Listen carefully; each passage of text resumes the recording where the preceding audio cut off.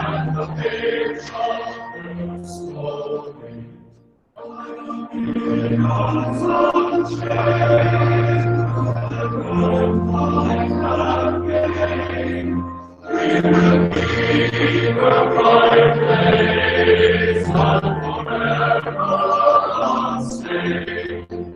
And the stars spangled banner in triumph shall wave, while the land of the free is the home of the brave. Oh, lost fields and shall stand, where all hopes and hopes and salvation. Bless the victory and peace, may the land rest and praise the God of that day and His awesome salvation. In all the windows, when our cause is discussed, and we see our hearts, in God is our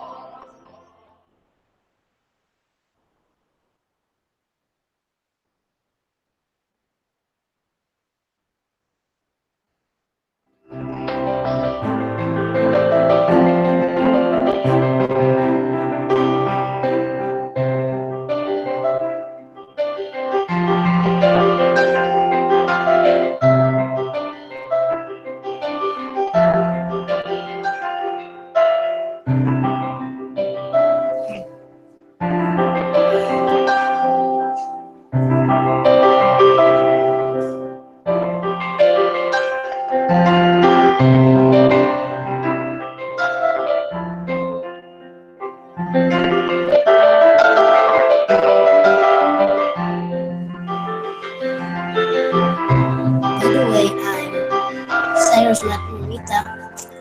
I'm 9 years old. For our text for prayer, the title, The Good Ground Hearers.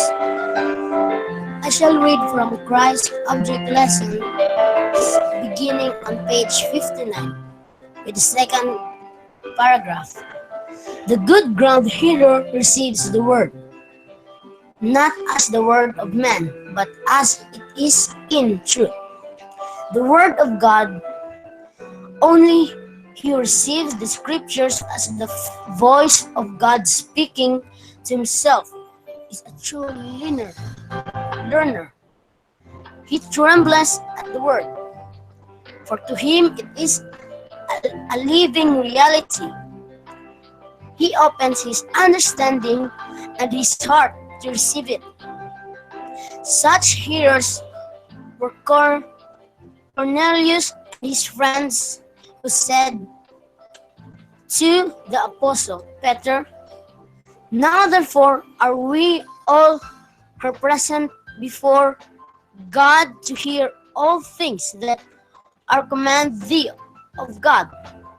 A knowledge of the truth depends not so much upon strength of intellect as upon pureness of purpose, the simplicity of an earnest faith. The good ground hearers, having heard the word, keep it. Satan, with all his agencies of evil, is not able to catch it away. Merely to hear or to read the word is not enough. He who desires to be refitted by the scriptures but must meditate upon the truth that has been presented to him. By earnest attention and prayerful thought, he must learn the meaning of the words of truth and think them of the spirit of the holy oracles. We need to pray that we be good ground hearers, the true learners, that the Word of God be a living reality in us, that we now give ear to the each of the Holy Spirit, that we be not merely hearers of the Word, but doers, doers also.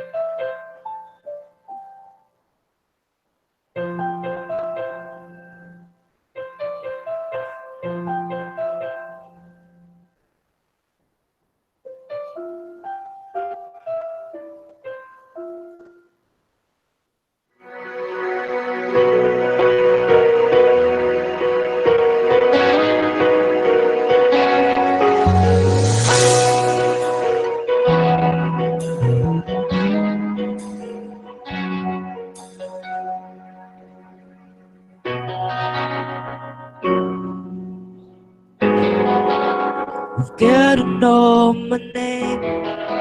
Would you care to feel my heart? Who am I? That the bright morning star who choose to light the way for my ever wandering heart. Not because of who I am, but because of what you've done. Not because of what I've done, but because of who you are. I am flower quickly fading. Every day is gone tomorrow. A wave tossing the ocean, a vapor and the wind. Still you, hear you when I'm calling. Lord, you catch me when I'm falling. And you told me who I am. I am yours. I am yours.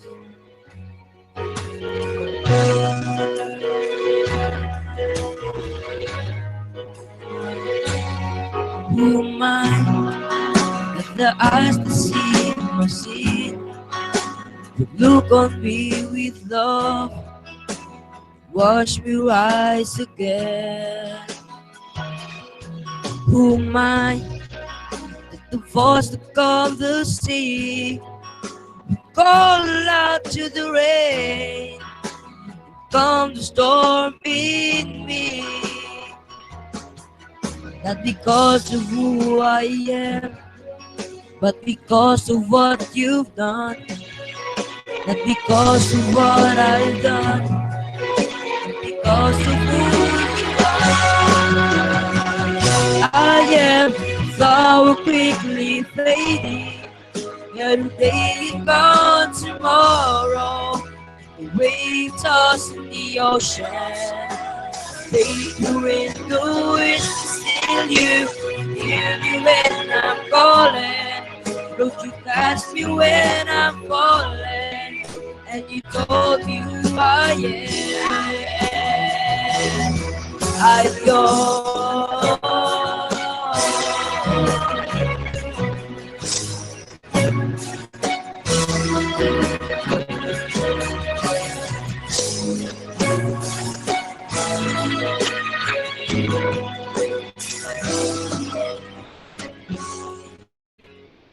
Because of who I am, but because of what you've done.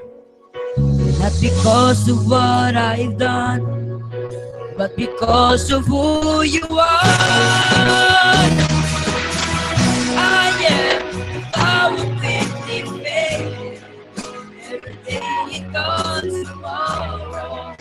A wave tossing the ocean, vapor in the wind. Still you hear me when I'm calling.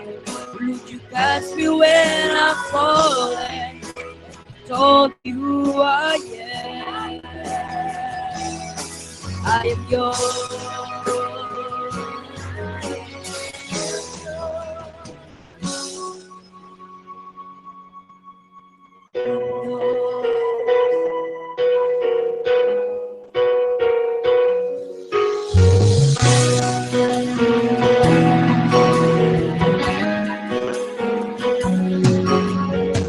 Whom shall I fear? Whom shall I fear? I am yours.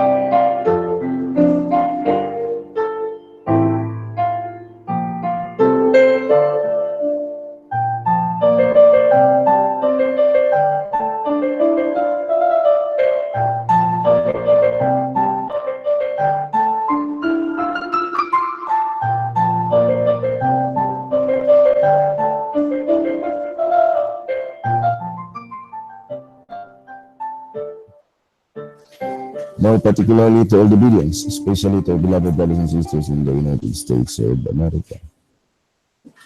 Special greetings to Brother David, Brother Endeavor,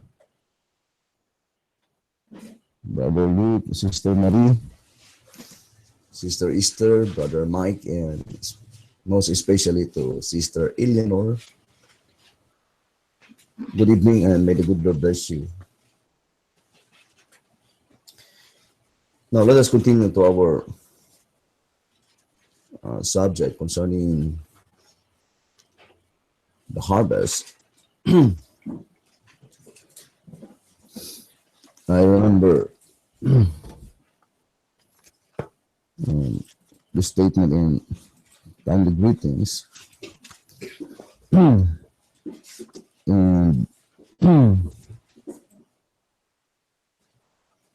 1 TG,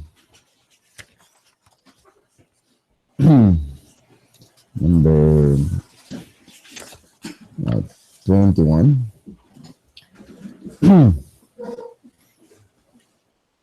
in page 9. It says,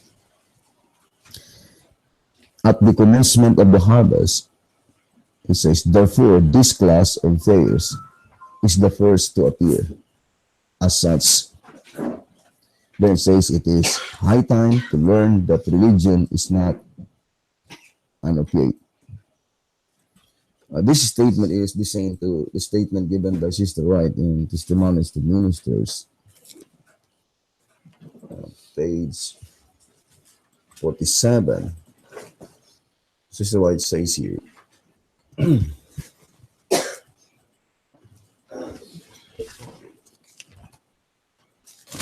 Let's read Testimonies to Ministers, page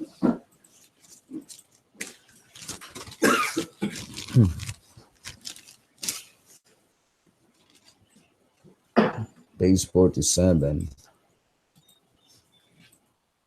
It says here, finite man is likely to misjudge character, but God does not leave the work of judgment and pronouncing upon character to those who are not fitted for it. We are not to say what constitute the wheat and what the tares. Then it says, the time of the harvest will fully determine the character of the two classes specified under the figure of the tares and the wheat. The work of separation is given to the angels of God and not committed into the hands of any man. But I would like to focus to the statement. The time of the harvest will fully determine the character of the two classes. So the same statement here in 21, page 9, saying that at the commencement of the harvest, therefore, this class of tares is the first to appear as such. Here's another statement given by Schreber's Rod. It says, page 21, 1TG 21, page 21, most Christians know that there are two classes in the church, the wheat and the tares, but few, if any, seem to care. We as reformers, though, especially since we have been given this great light on the subject, cannot afford to be indifferent. We may now intelligently choose to be wheat or choose to be tares. If after knowing this truth, some choose to be tares, they of course will have gained nothing and need not be surprised when they land in hell. 1TG 21, page 21. So, the voice of inspiration says that the choice is ours. We really now intelligently choose to be wheat or either to be tares. But if we will choose to be tares, it says, then we would not be surprised at the end if we will land in hell. 1TG 21, page 21.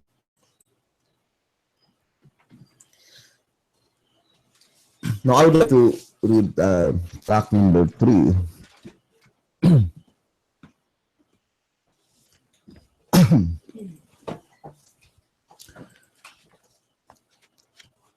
Here in track number 3, on page 88, it says, I would like to focus the statement, the very fact that the subject of the harvest, the very fact that the subject of the harvest is now being revealed in its fullness, passing out of the former and into the latter phase and period, and that we are therefore living in the last days of Earth's history.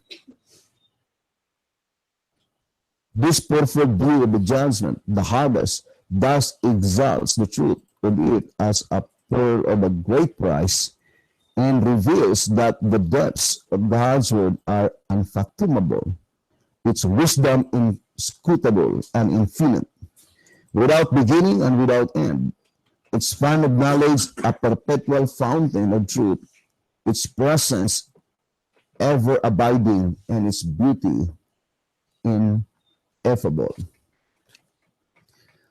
So the statement, the fourfold view, mentioned in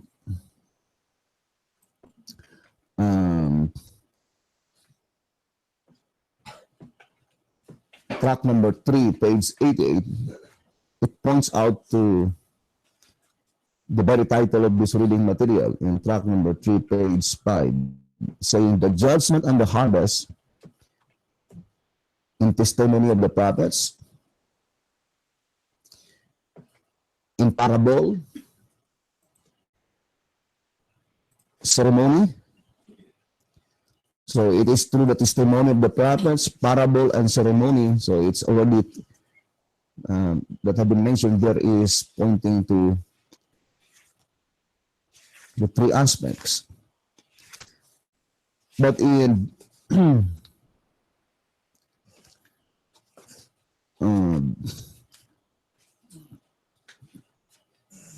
track number 3, page 72, brothers and sisters, and also track number 3, page 54, the perfect view mentioned is pointing to testimony, parable, ceremony, and symbols. So the subject concerning the judgment and the harvest, according to track number 3, page 88, is revealed in fourfold view, brothers and sisters, of the judgment. Now it is enumerated one by one. Let us read the upper portion. Now we see that by testimony of prophets, by parable, and by ceremonial type, God has wrought the towering structure of fact that the judgment is the harvest. The separation of the tares from the wheat, the end of the world. So that is the better first view, brothers and sisters, to let us know that the judgment is the harvest. And it points out to the separation of the tares from the wheat. And that is the first section of separation. It is not the wheat to be separated from among the tares, but the tares to be taken out from among the wheat. Second, the judgment. The harvest embraces two phases, two periods, the former for the dead and the latter for the living. Then number 3, that the one takes place according to the records in the books in the heavenly sanctuary. So purely bookwork transaction, whereas the other takes place simultaneously in the church on earth and in the books in heaven. And that, number 4, the better fact that the subject is now being revealed in its fullness, testifies that we are just on the verge of passing out of the former and into the latter phase and period, and that we are therefore living in the last days of Earth's history. Track number 3, page 88. So let us prove the statement, brothers and sisters, that the subject of the harvest is revealed in its fullness.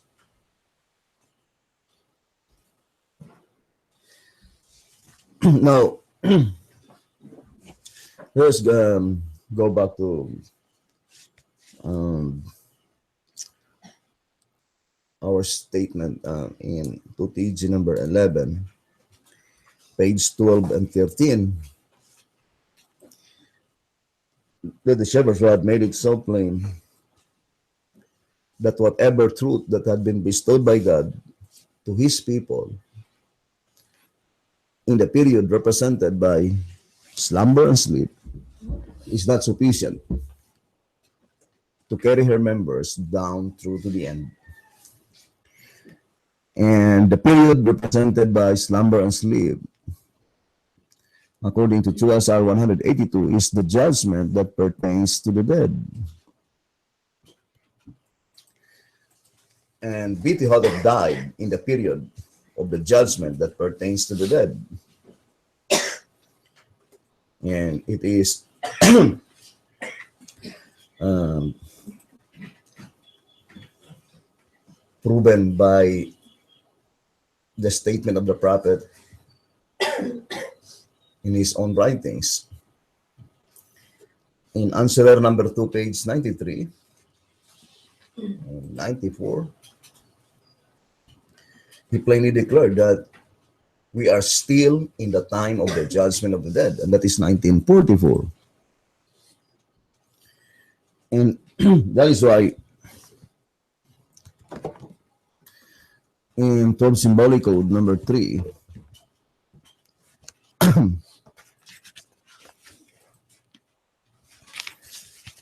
the Shepherd's Rod declared clearly in page 20,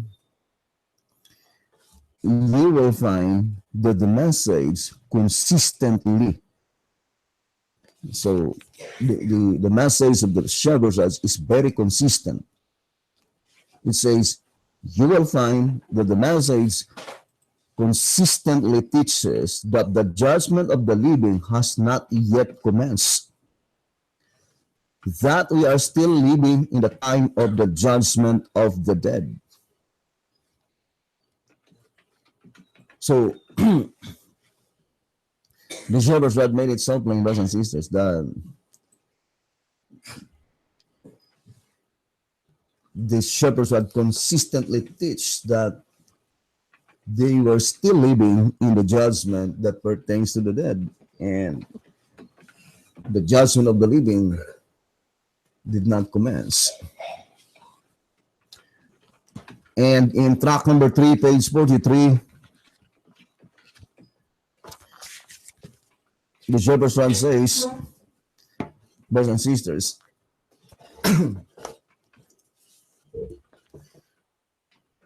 as the cleansings called for in the parables and in Malachi's prophecy have never taken place, the investigative judgment of the living is obviously then yet future. So concerning the judgment, we know that there are two aspects of the judgment, that is investigative, and the second aspect is executed. We know that the subject concerning the direct fulfillment of such executive judgment is the fulfillment of the prophecy recorded in Jude, in chapter 1, verse 14 and 15, saying to execute judgment, brothers and sisters. So the statement investigative judgment points out provisionary time.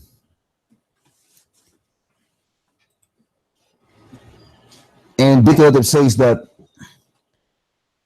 the investigative judgment that pertains to living is still future in his days. That's why the subject concerning the harvest is a very broad subject, brothers and sisters. Here in answer number 2, page 36, the question is not the harvest the end of the world? The question raised, it says, how can your teaching of the separation of tares from the wheat in the church be harmonized with a statement which says the tares and the wheat are to grow together until the harvest? And the harvest is the end of provisionary time. When the work of the gospel is completed, there immediately follows the separation between the good and the evil, and the destiny of each class is forever fixed. Christ's Object Lessons, pages 72 and 123. And this is the answer given by the Shepherd's Rod. Yes, according to the statement in question, the harvest is the end of provisionary time, taking place at, not after, the close of provision. And the fact that the investigative judgment acts upon one's case after his life career in relation to salvation has ended, and while provision still lingers, is another proof that the harvest is the last part of provisionary time. So that is the last part of provisionary time. This accords with Jeremiah's statement. The harvest is past, the summer is ended, and we are not saved. Jeremiah 8 verse 20. It shows that the harvest is a period of time having a beginning and ending, and that during its time, men are saved. Early writings, page 118, reveals that the third angel is the one who does the harvesting, while Matthew 13, verse 30, shows also that the angels separate the tares from the wheat in the time of harvest. Now, if you still remember the statement in Testimonies to Ministers, page 47, saying that the work of separation is not committed into the hands of any man. The work of separation is given to the angel, according to Testimonies to Ministers, page 47. I think there's also a statement in Timely Greetings, 2TG number 11, page 5. It says, here we see that even the ideas of the most faithful servants of God as to the setting up of his kingdom and the weeding out the tares are not the same as God's plans. This cleansing work belongs only to the angels of heaven, and this they will do in the time of harvest after being commanded to do so, not before. So we need to study closely the statement here in 2TG number 11, page 5, saying that the work of separation, this work is committed to the hands of the angels of heaven. And the statement was, they will do so after they were commanded. And we fully believe that the one that can give command to the angel is Jesus Christ.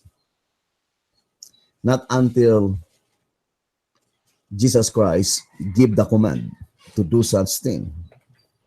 That is the time that they will perform their God-given task. So, concerning the width, brothers and sisters, the voice of inspiration says it is the third angel inscribed in singular form. But concerning the tares, the verse is pointing to plural form. The angels sever the wicked from among the just.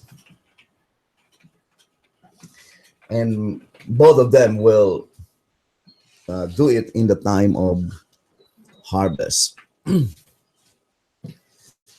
And all of us are already familiar that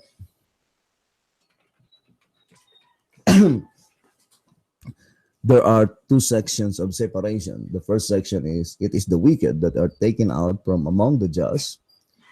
And the second section is that it is the just that is taken out from among the wicked.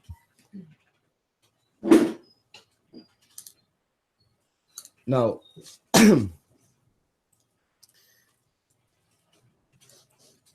here, brothers and sisters,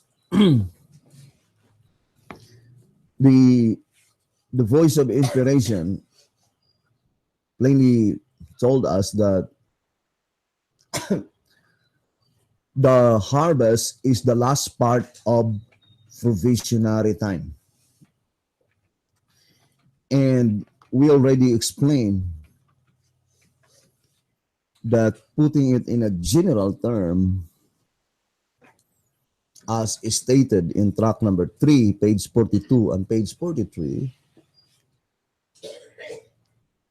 since according also to track number 3, page 88, the harvest is the judgment. So it is in two pages. And also stated in 2TJ 11, 12, and 13. So the Shepherd says the harvest commenced in October 22, 1844. Brothers and sisters. But that is the judgment that pertains to the dead. So in general term, the harvest being a period of time, having a beginning and ending. So the judgment that pertains to the dead, it is the period of time called the beginning of harvest. And the judgment that pertains to the living, it is the period of time called the ending of the harvest. The last section of provisionary time. But we will be dealing, brothers and sisters, the perfect fulfillment of the prophecy, the judgment that pertains to the living.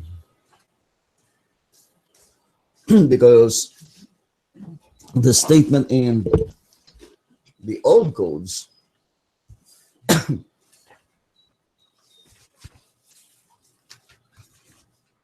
let us read again the statement here in one symbolic code, 14, page 11. How could the harvest be after the close of provision if provisionary time is before the close of provision? Seeing that it does not say the harvest is after the end of provisionary time. Hence, it is plain that the harvest must precede the close of provision. That is, the harvest is the end, meaning the last part of provisionary time. And with it, provision closes. Moreover, Jeremiah prophetically saw that after the harvest was past and the summer ended, the time men were to be saved. The wicked say, the harvest is past, the summer is ended, and we are not saved. Jeremiah 8, verse 20. If the harvest is after the close of provision, why should they say the harvest is past, the summer is ended? For they certainly could not say these words before probation closes. Neither could they after the second coming of Christ, for then they would be dead and could not speak. I would like to focus to that statement. For then they would be dead and could not speak. Brothers and sisters, so indicating that the one that will utter such disappointing words must be a living wicked.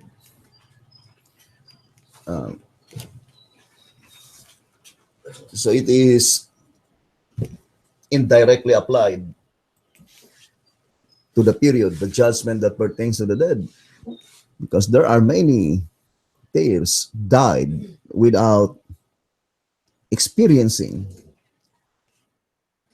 the fulfillment of such prophetic statement in Jeremiah 8:20.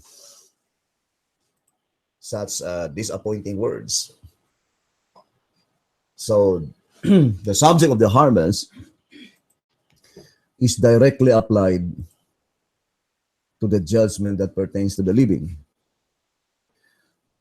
So we will focus, brothers and sisters, to the judgment that pertains to the living. by which the period of time, the harvest that pertains to the living, is divided into two sections: beginning and ending. And the beginning of the period of the harvest, which is called the beginning, it is the judgment of the living. And the ending is the judgment for the living. But it is opposite, or it is reverse in the harvest that pertains to the word.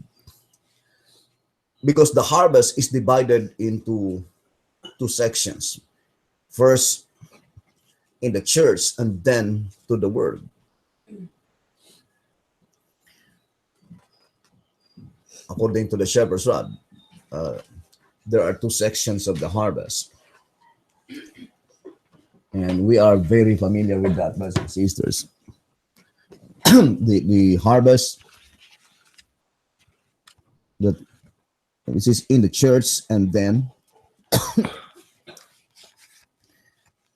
in the world.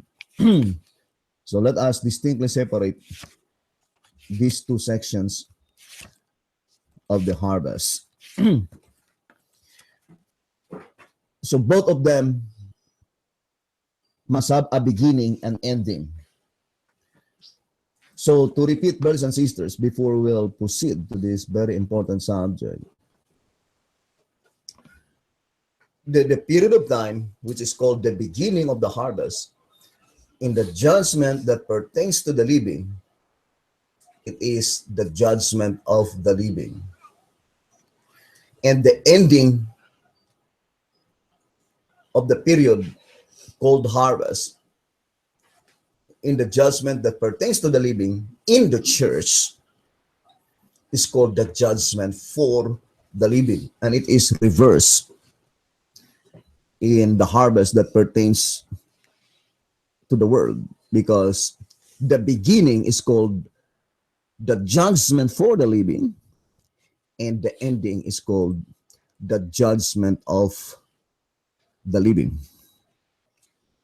So hope we will understand. Now, we already read in track number 3, page 43, the statement there is concerning Malachi chapter 3. Let's go back again. Track number 3, in page 43, pointing directly to the time that the investigative judgment shall take place among the living. Malachi parallels both parables in his prophecy. Malachi 3 verses 1 to 3.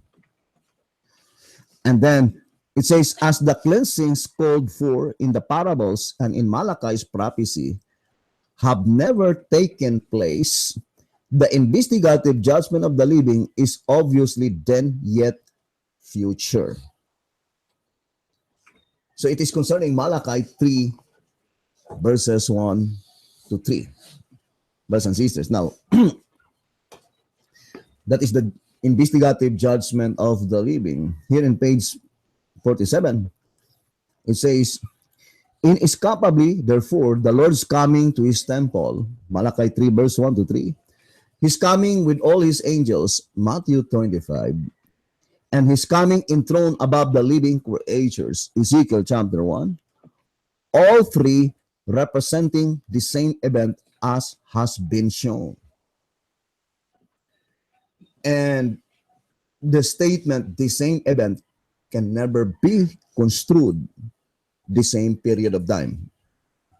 Brothers and sisters, only the event pointing to the same event. It says all three representing the same event as has been shown take place at the beginning of the judgment of the living. The time in which the judicial activities of the heavenly sanctuary extend to the earthly sanctuary, the church. If you still remember the reading in track number 5, I would like to read again.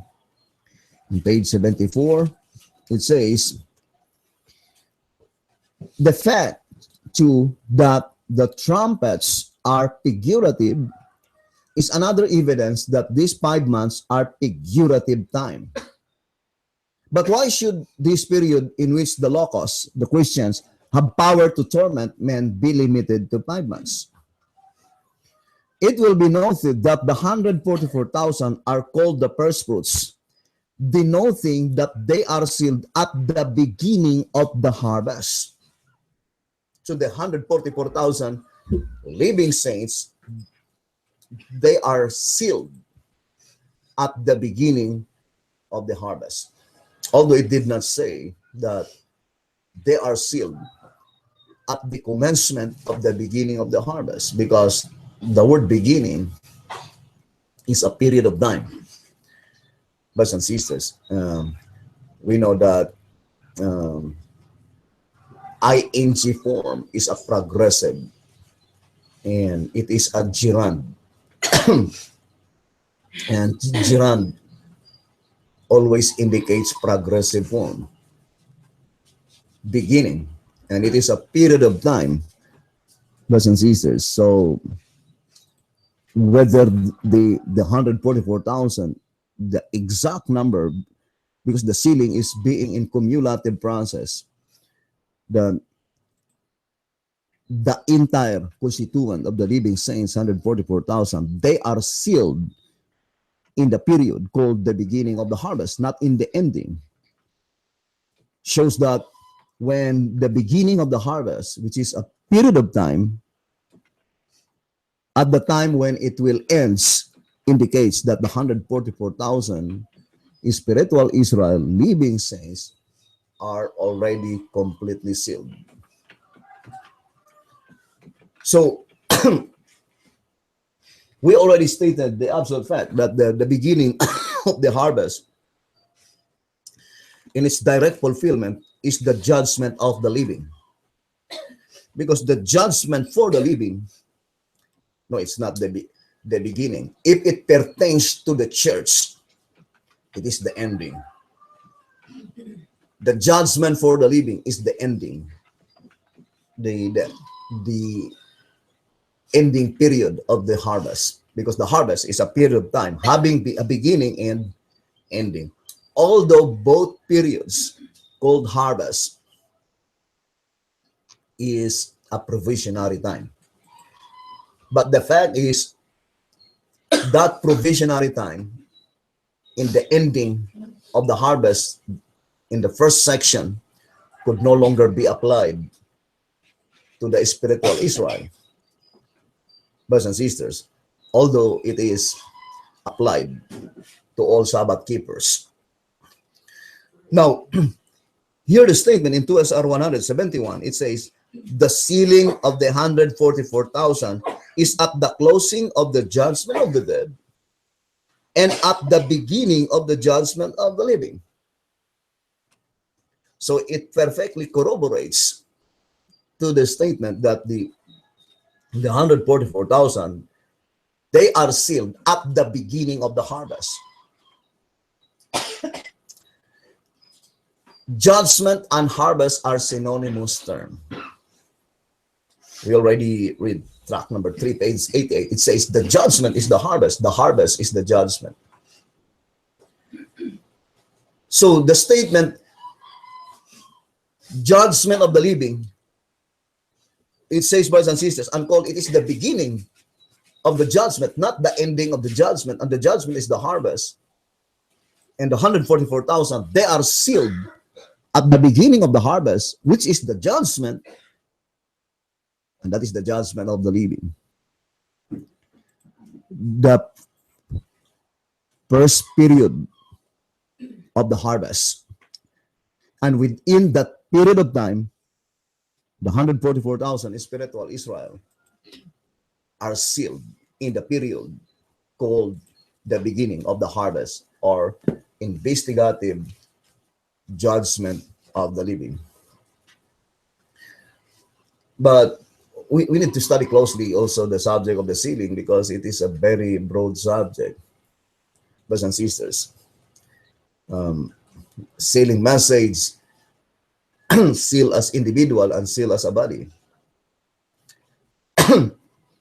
But the most important thing that we need to ascertain clearly is the period of time. So that we could be able to ascertain clearly, brothers and sisters, the exact period of time. And the shepherd's rod connect the subject of the harvest, the the five figurative months. And to continue in track number 5, page 74, it says, in track number 3, the harvest, the time from the baptism of Christ to the close of provision, is shown to be illustrated by 12 figurative months. 6 from Christ's baptism to his crucifixion. So from October 16 to April 16, that is the first 6 figurative months. And that 6 figurative months is called the sowing period. According to track number 3, right? That is the sowing period. It says here, let us read track number 3.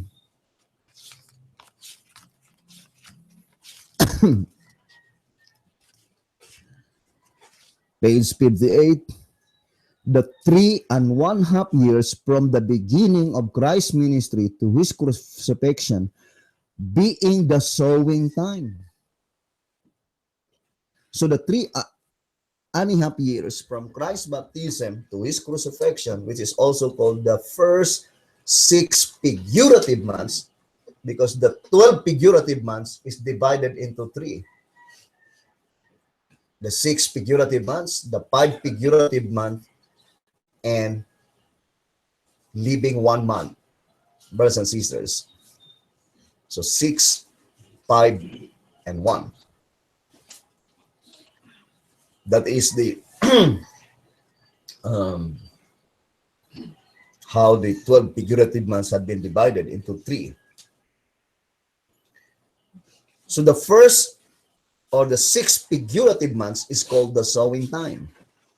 And that is consists of 3.5 years. So let's read again the statement here in track number 5, page 74. In track number 3, the harvest, the time from the baptism of Christ to the close of provision, is shown to be illustrated by 12 figurative months. 6 from Christ's baptism to his crucifixion, 5 from the crucifixion to the ingathering of the first fruits, the 144,000, Revelation 14, verse 4, leaving 1 month for the ingathering of the second fruits, the great multitude, Revelation 7, verse 9. So,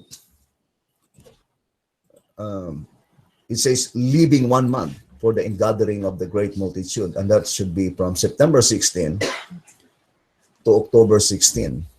That is the 1 figurative month that is intended to the second fruits, the great multitude. So, brothers and sisters, unless we would have a clear conception, definite understanding concerning the 12 figurative months, it utters the impossibility to locate the period of the harvest, comprehend the subject of the harvest. So the 12 figurative months cannot be isolated in the subject, the harvest, and the judgment. So we will focus to that portion, brothers and sisters, especially this Sabbath, concerning the harvest and the 12 figurative months. And may the good Lord bless you, brothers and sisters, and help us to understand this very important subject. And thank you very much for listening and viewing this program. And have a wonderful evening.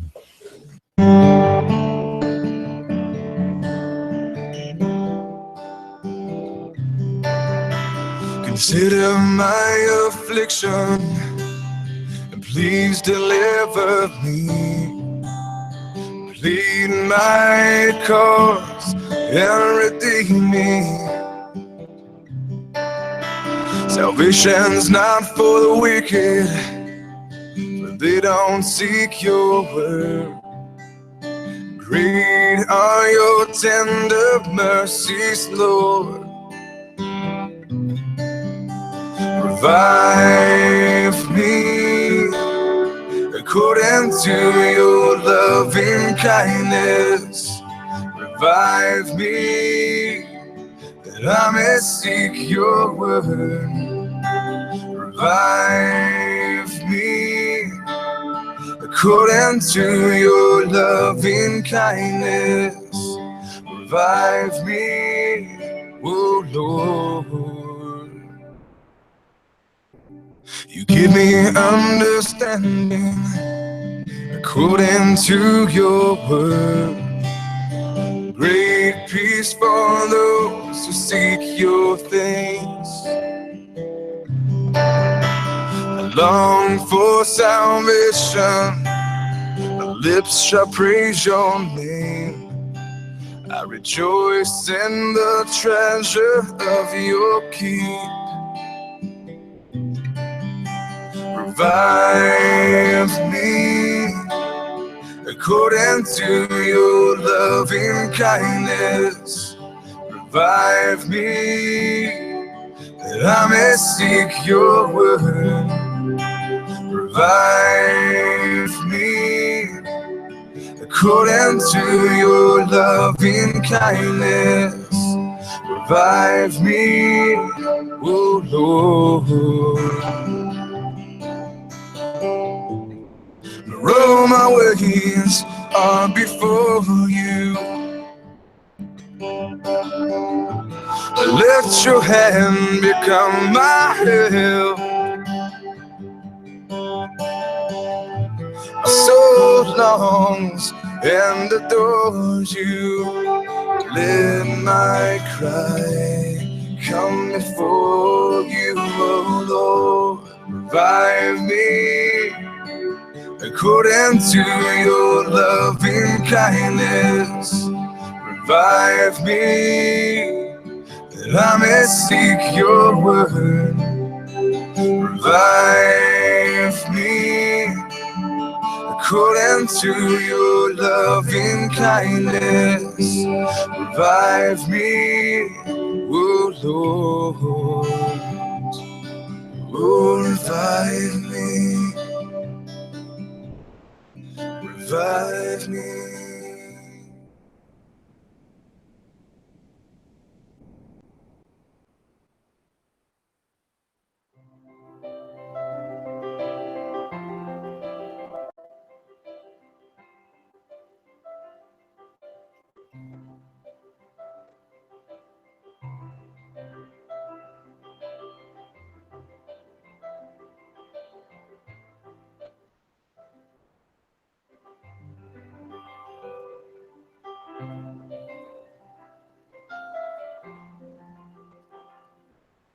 Greetings from everyone.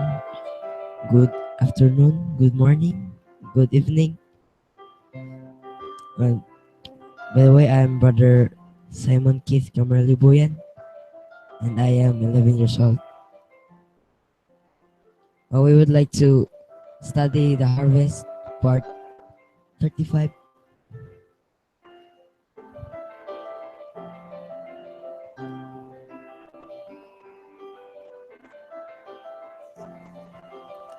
TM page 47. Finite man is likely to misjudge character, but God does not leave the work of judgment and pronouncing upon character to those who are not fitted for it.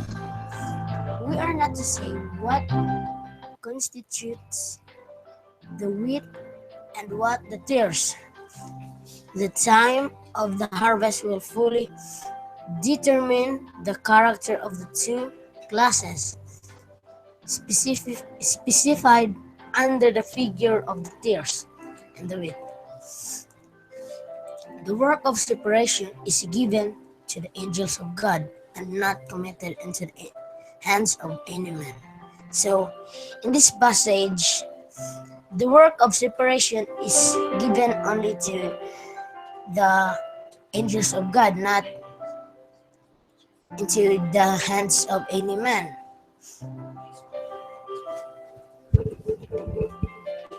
And of what I understand this passage, brothers and sisters, that we know that there are wheat and tares. So since the wheat and tares are commingled, God give a work of separation, that God give it to the angels of God and not only to the hands of any man.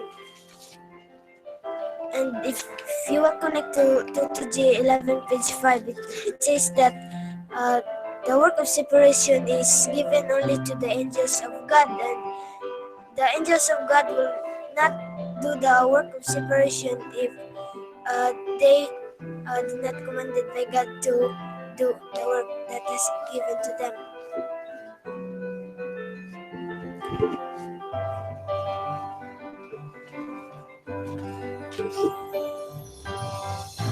So,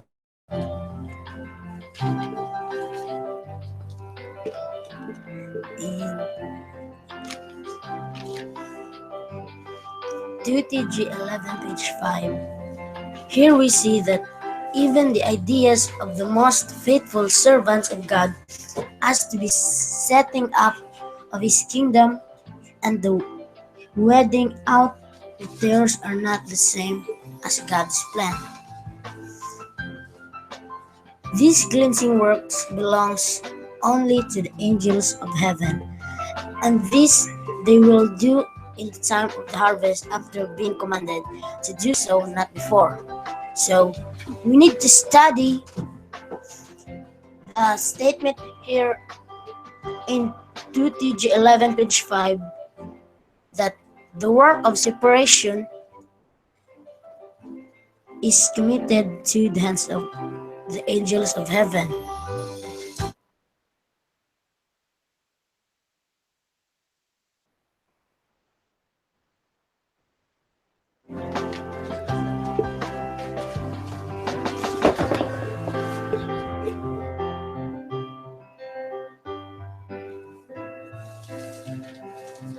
So here in one symbol code number 14 page 11, it says, how could the harvest be after the close of probation if probationary time is before the close of probation? Seeing that it does not say, the harvest is after the end of probationary time. Hence, it is plain that the harvest must precede the close of probation. That is, the harvest is the end, the last part of probationary time, and with it, probation closes. Moreover, Jeremiah prophetically saw that after the harvest was past and the summer ended, meaning the time men were to be saved, the wicked said, the harvest is past, the summer is ended, and we are not saved. Jeremiah 8 verse 20. If the harvest is after the close of probation, why should they say the harvest is past, the summer is ended? For they certainly could not say these words before probation closes. Neither could they after the second coming of Christ, for then they would be dead and could not speak. So this passage, brothers and sisters, what I understand is, uh, it is impossible that uh, that wicked could speak, could say Jeremiah 8:20, the harvest is past, the summer is ended. It is impossible, brothers and sisters, because they are dead. So the only wicked that they could say the harvest is past, the summer is ended, and we are not saved is the living wicked. It is very plain here, brothers and sisters, because the dead wicked could not say because they are dead.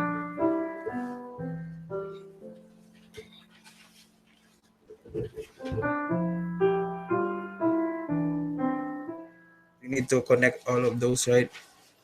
starting from what Brother Cyrus was talking about, that he said that the first point that he raised was that the work of separation is committed to the angels and not to any man. And now you are bringing up another point where it says that the harvest is the last part of probationary time.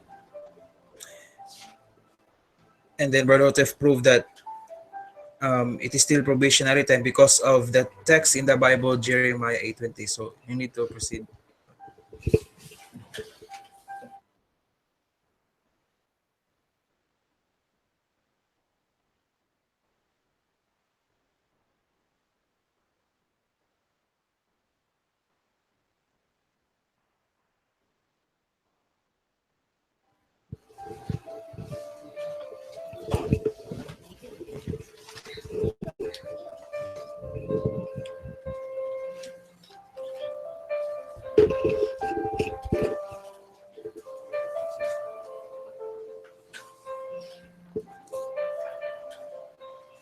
So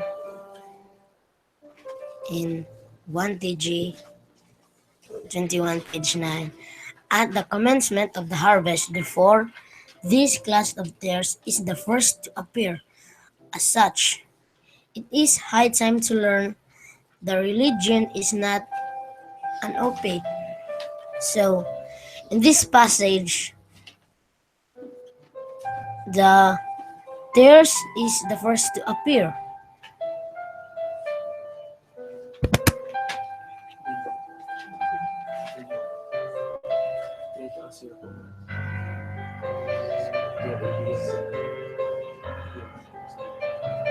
The tares is the first to appear at the commencement of the harvest. Idea.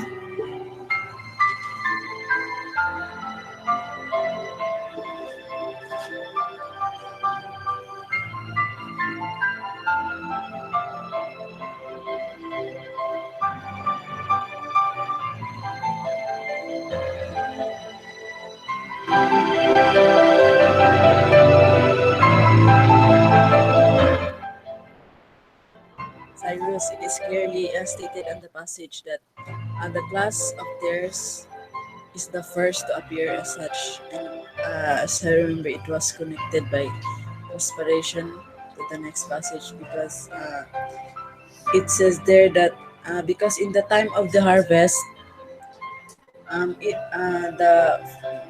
it will fully determine the two characters, the tares and the wheat. Right, brother? Are you Cyrus? And what can you say about the passage that was mentioned in 1TG 21, verse 21, that it says there that since we have already, the inspiration have already discussed that there will be two classes in the time of the harvest. And it says here in this passage that we may now intelligently choose to be with or choose to be there. So what can you say about that?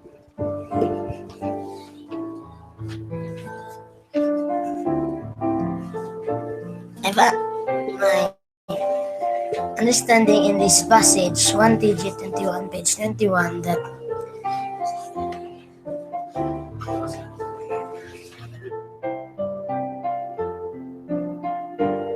the choices is in ours, that we need to choose to be theirs or choose to be with.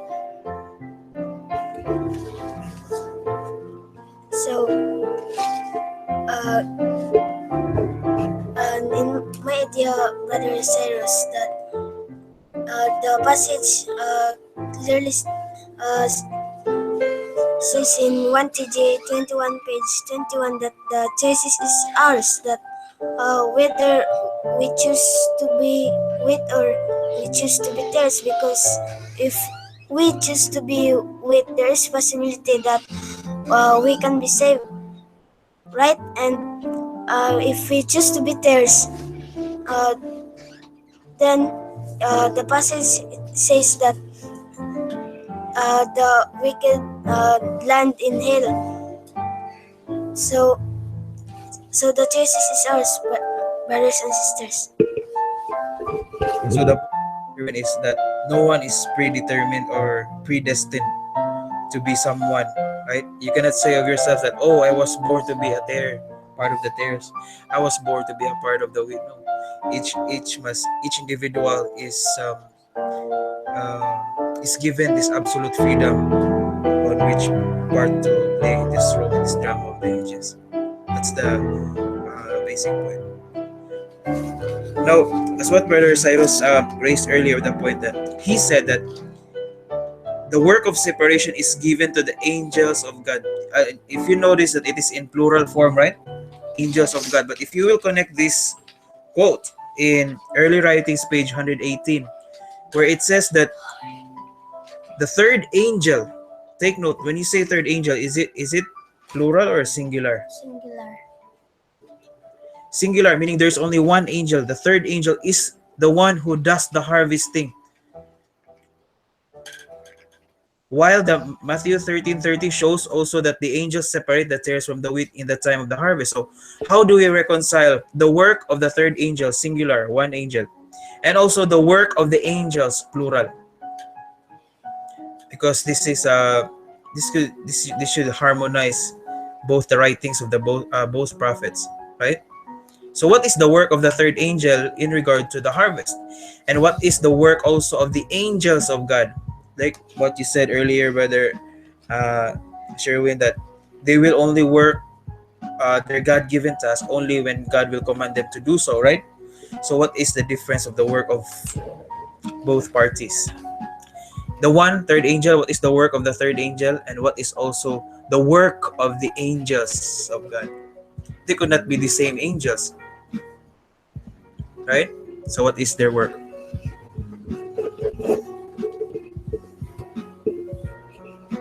The work of the third angel is to blot out the names.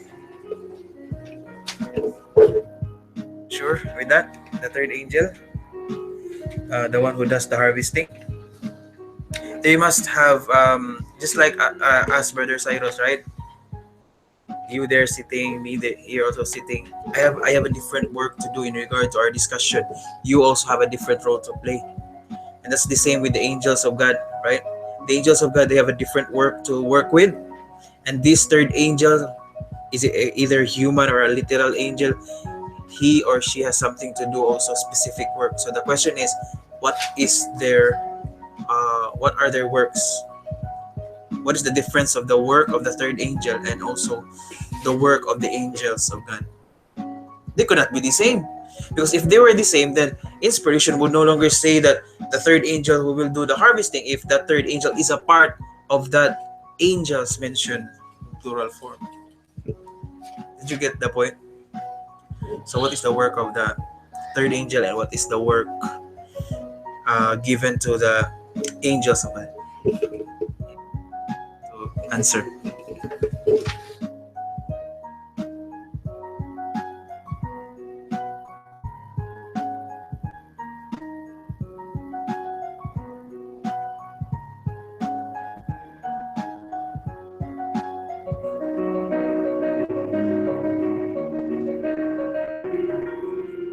Passage itself, if you will try to read.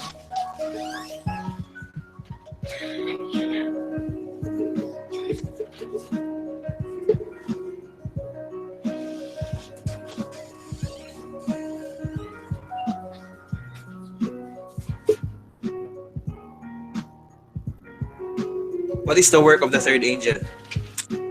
Question is, what is the work of the angels of God mentioned in TM page 47?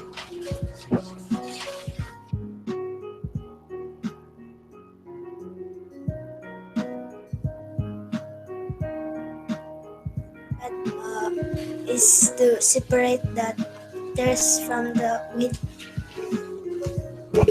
Oh, very good, Brother Sherwin. If you remember in our discussion in the church, right, that if you recall, that the work of the angels of God, their main target is the work of separation of the tares. But now, how about the third angel? His designated work to do in regard to the harvest.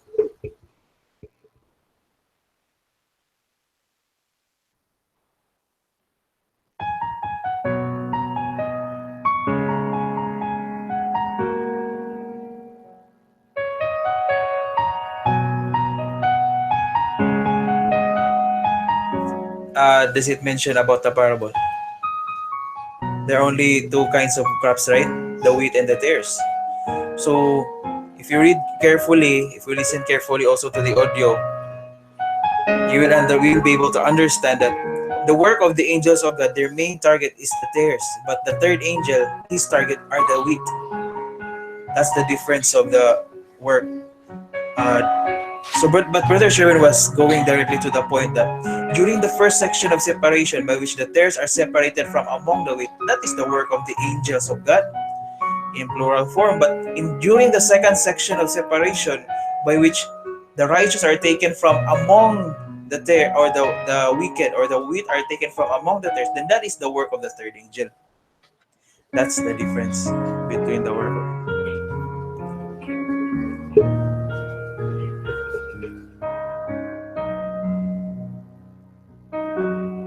to discuss some another point, because that was the first point raised by Brother Cyrus. So we will leave that now. So let us go to Brother Sherwin's point when he read 1 Symbolic Code 14:11. He emphasized that, according to what Brother Otef says, also that the period of the harvest, it is still during probationary time. That we cannot be able to misconstrue that the end of probationary time, it is already the close of probation. So it must be that, before probation closes, the harvest is already, the period of the harvest already started. It could not be after the close of probation, and Jeremiah 8:20 proves it to be so. That the wicked men, those wicked who will utterly say that with disappointment, it must be the living wicked, right? So do you have any question or something to going to discuss about that point?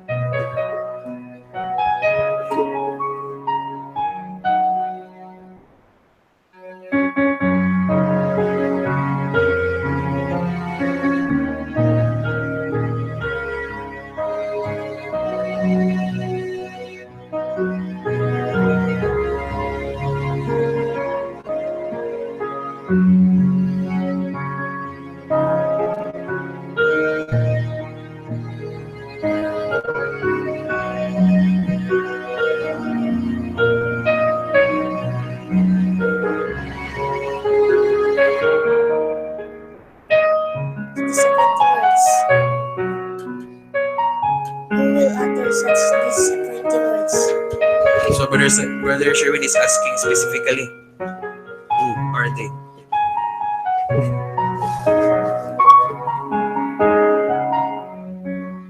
I think, brother, the answer, I think the answer, brother Sharon, is the living wicked.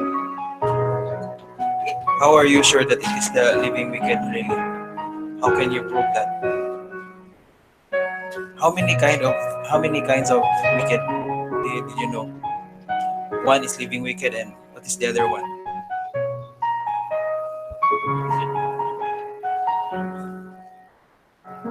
Dead wicked. Wicked dead, right? The wicked dead. So who among them who will utter Jeremiah 8:20? The living wicked.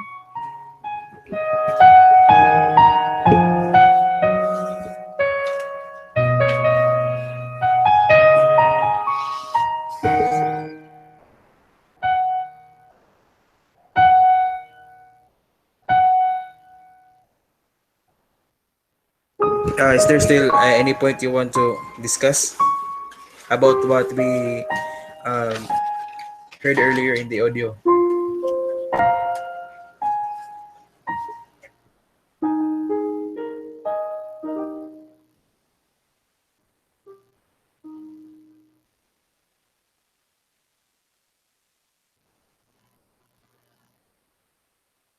number 5, page 74, it says, the fact too that the trumpets are figurative is another evidence that these 5 months are figurative time. But why should this period in which the locusts, the Christians, have power to torment men be limited to 5 months? It will be noted that the 144,000 are called the first fruits, denoting that they are sealed at the beginning of the harvest. So this passage, brothers and sisters, plainly telling us that the 144,000 will know that it is called the first fruits because it is here in the reading. And they are sealed at the beginning of the harvest. It did not say they are sealed at the uh, ending of the harvest or at the commencement of the harvest. Uh, the passage say that they are sealed at the beginning of the harvest, not at the commencement of the harvest, because there is a difference between the word beginning and commencement. The beginning uh, this a period of time, and the commencement it is only, I think it is only one day, brothers and sisters. So I would like to repeat, the 144,000, they are sealed at the beginning of the harvest, not at the commencement of the harvest.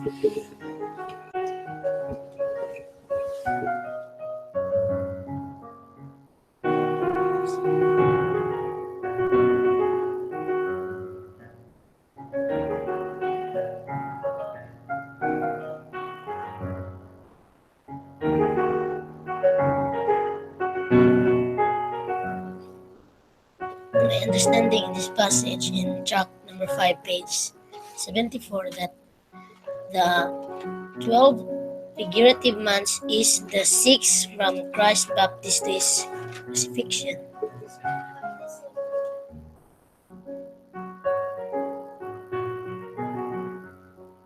In Brother Cyrus is that the 12 figurative months is divided into 6, 5, and then 1, right? Because 6 plus 5 plus 1 is equals to 12.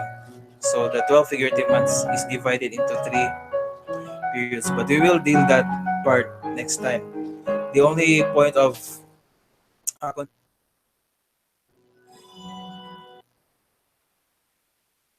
are sealed at the beginning of the harvest. Because when you say are sealed, meaning to say all of them, all of the 144,000 constituents, spiritual Israel, they are sealed.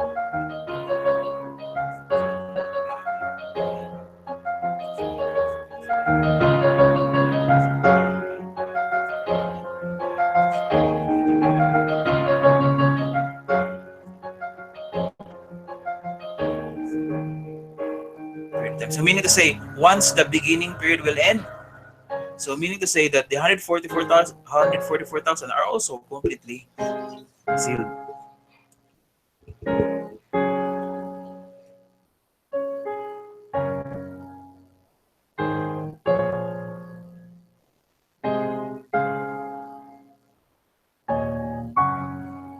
Any points you want to discuss, or and if there's nothing, then we will end our program already. So, any closing words?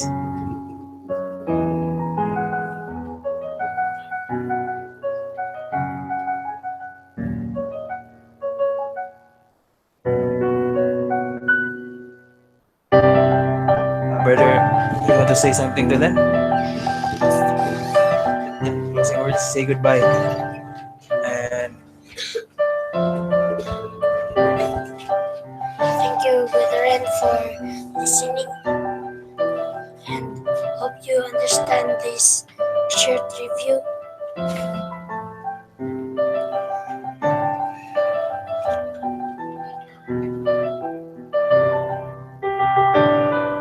Once again, good evening. Good evening, and may God bless us.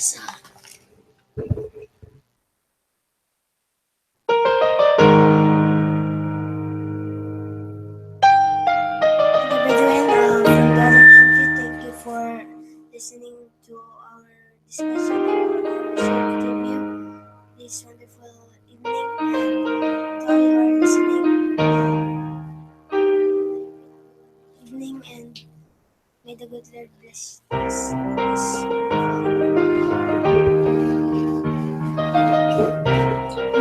So, thank you for listening in our review. I hope that you learned something.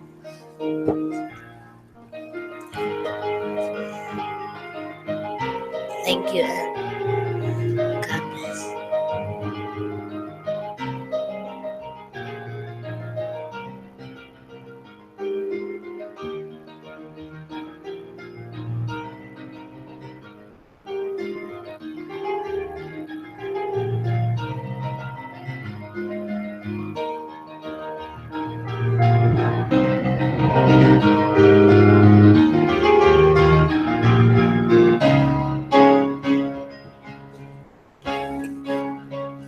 So, Brother again, you would like to brought up something before we're going to end?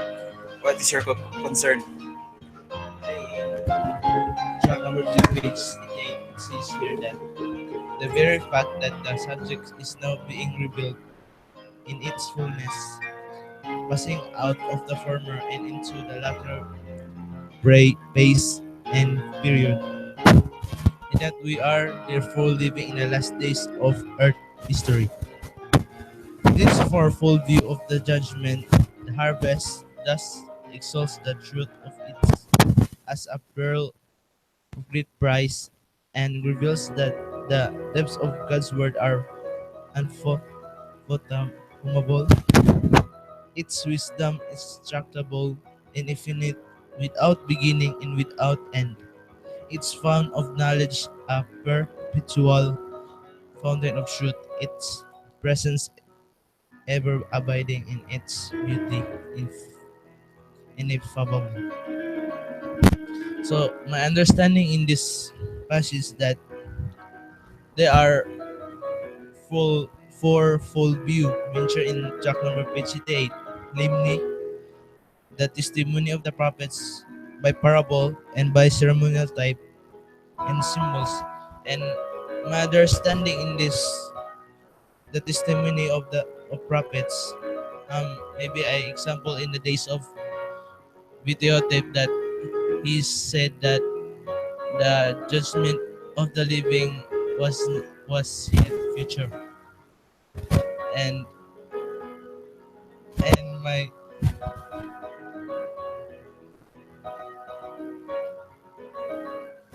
and that is my understanding with it.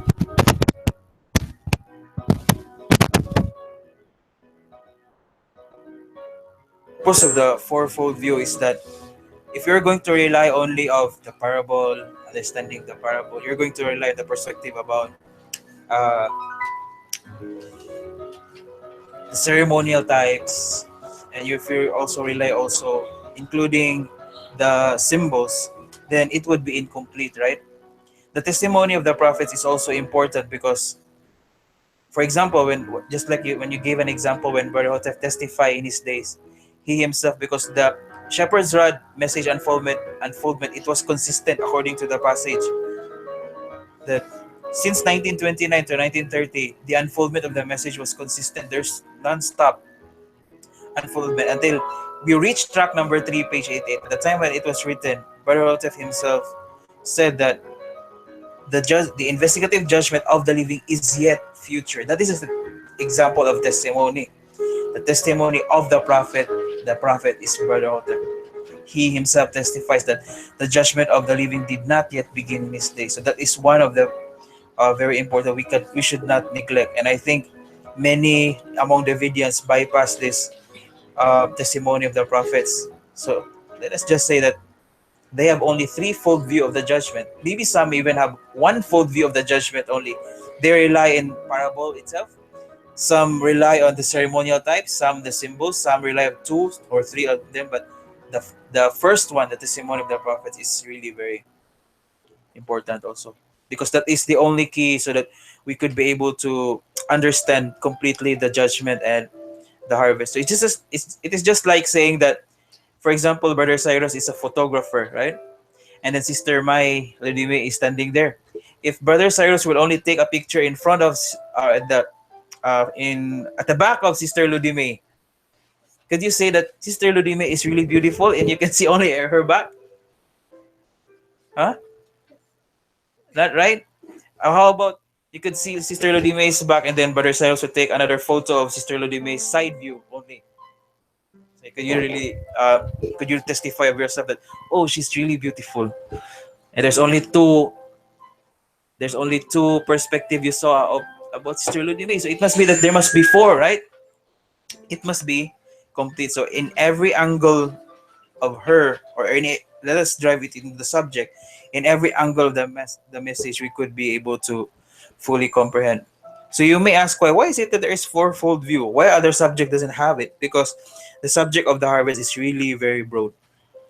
Even if we're going to study this, what time is it now? It's already 9:42 p.m. here in Philippines. Even if we're going to study up to this morning, it will still not be enough to deal all the points here about the study. So that's the reason why there is a fourfold view. Yes, Brother Yuri? How? Any last words? Brother Yuri requested last words for our gentlemen here in front. A gentle voice. They're not yet men, right? They're still very young, the teenagers. So anything, brethren, listening right now.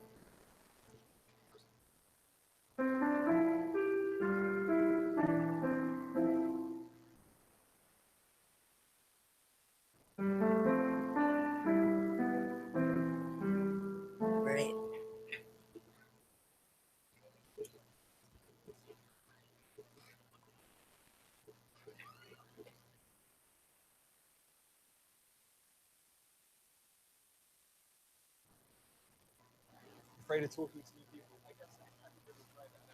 So we can say that this message is very really broad. It's so very hard to understand.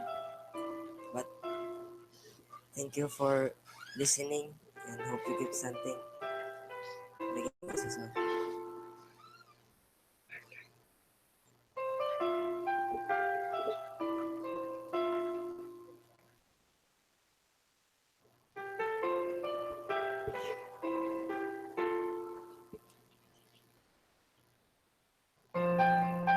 thank you for listening, Mother Veteran, and hope you get something. And next time we will come here, say thank you and happy evening.